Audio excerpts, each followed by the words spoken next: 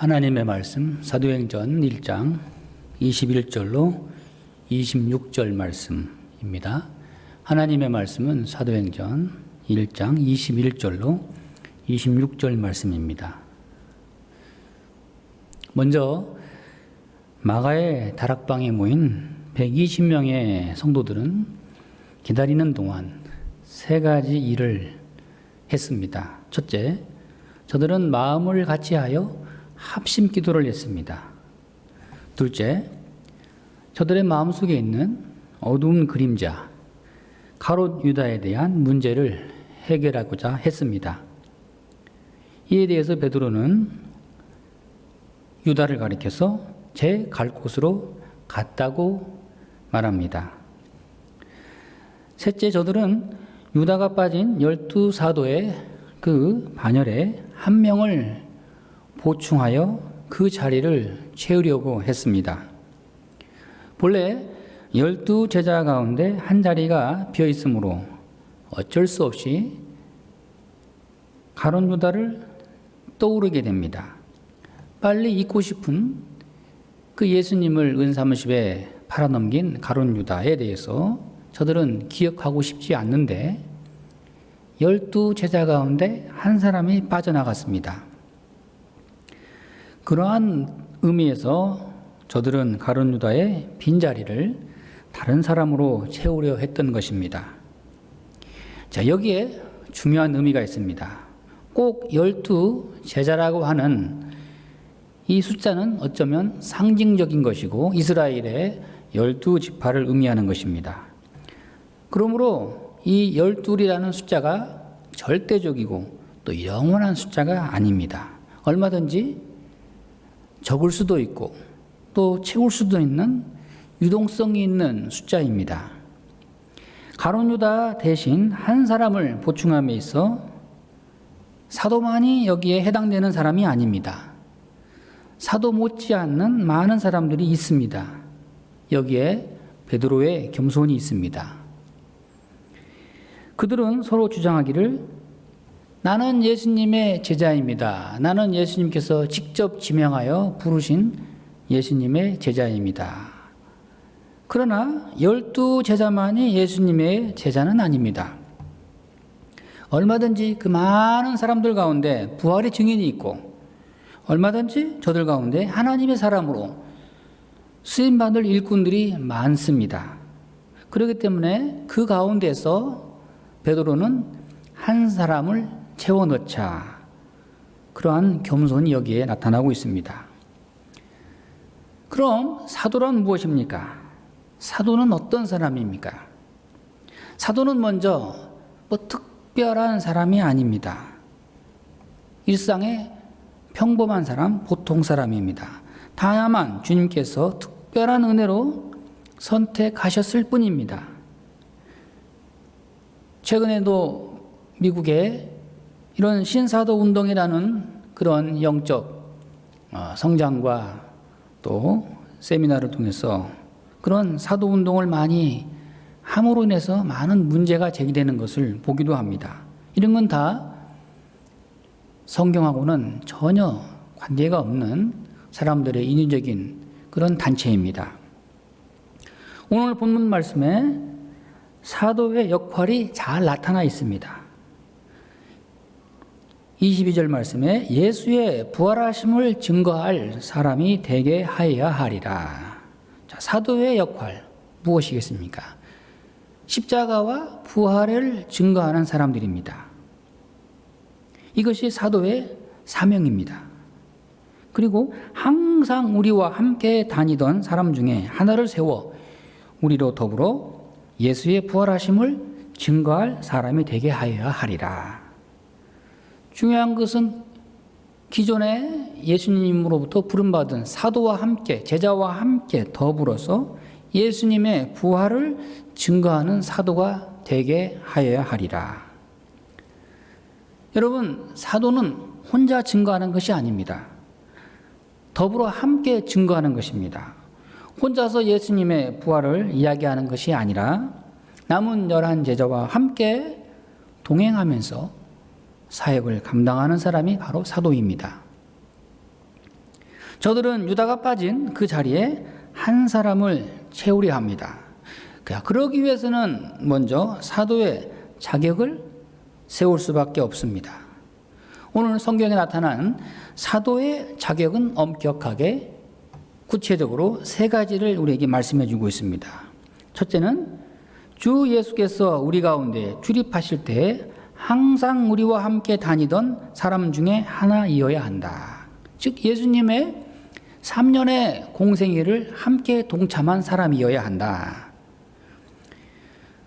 대표적으로 요한과 같은 사도는 예수님의 제자 중에 또한 부활의 증인입니다.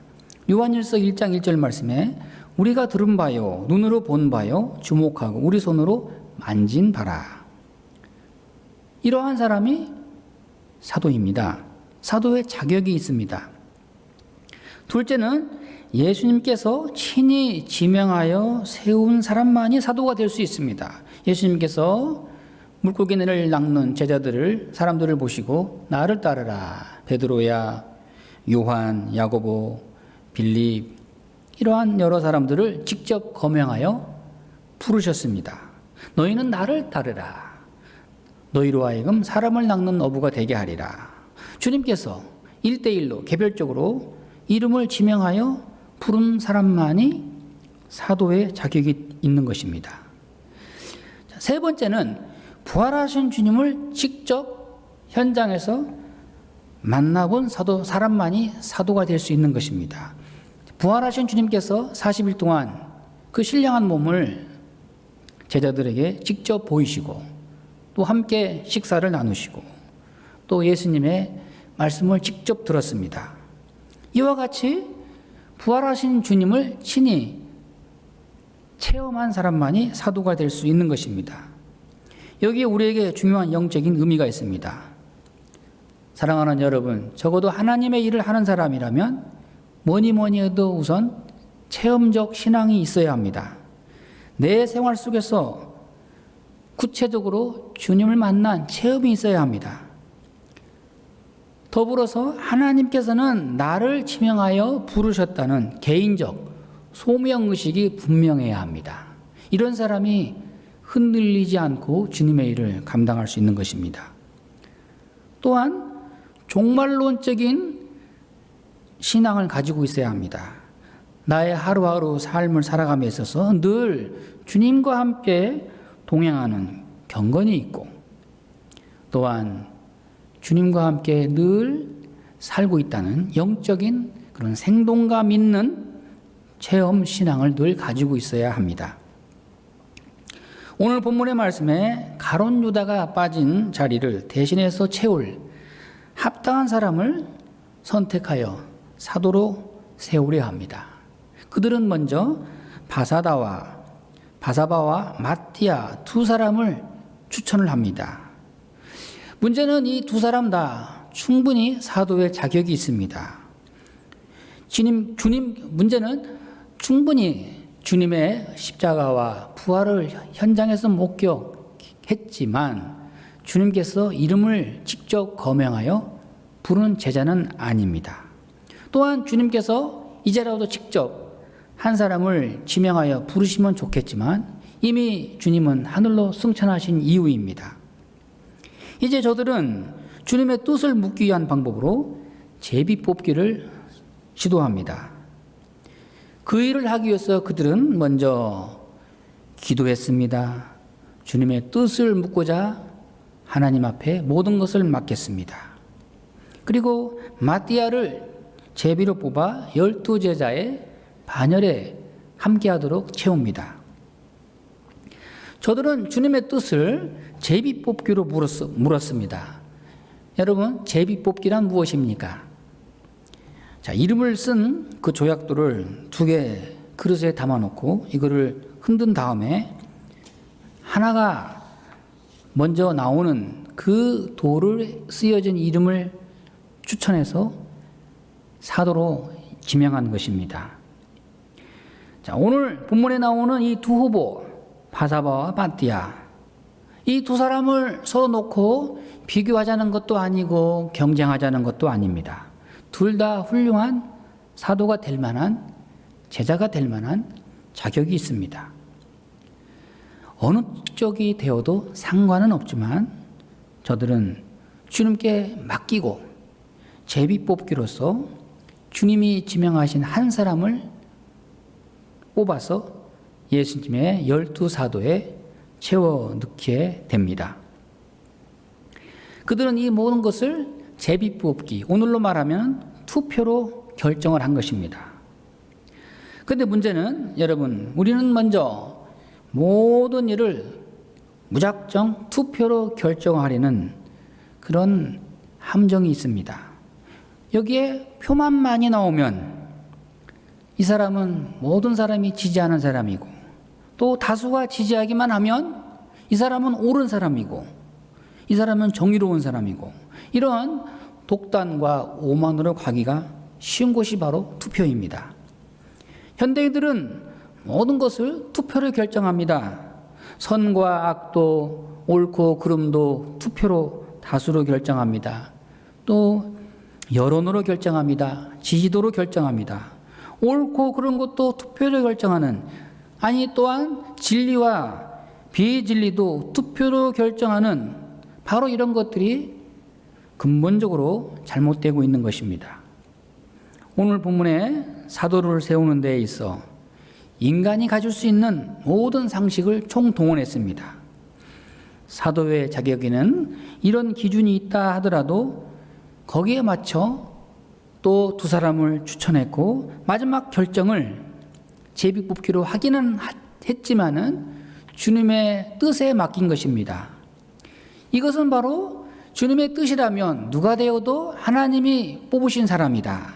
이것이 제비뽑기의 의미입니다. 요행을 바라는 것도 아닙니다. 우연을 바라는 것도 아닙니다. 아무나 되라 그런 것도 아닙니다. 주님의 뜻이라고 믿고 그렇게 받아들인 것입니다. 저들은 마띠아를 주님께서 지명하신 사도로 믿고 12사도에 함께 포함하게 됩니다. 사랑하는 여러분, 우리는 많은 선택을 합니다. 선택에 있어서 먼저 하나님 앞에 물어야 할 것이고, 기도로 모든 이 과정을 맡겨야 할 것입니다. 또 세세한 그 과정에 있어서는 좁은 길과 넓은 길이 있거든 좁은 길을 가야 할 것입니다. 똑같이 다 선한 사람이거든 자신이 조금 손해본다 싶은 쪽을 선택해야 합니다. 나 자신의 이득에만 연연해서는 안 됩니다. 내게 돌아올 이득만 계산하면 안 됩니다. 대개 보면 될 수 있는 대로 큰 것, 좋은 것, 많은 것 이런 쪽만 선호하는데 그러다 보면 결국 큰 손해를 보게 되어 있습니다.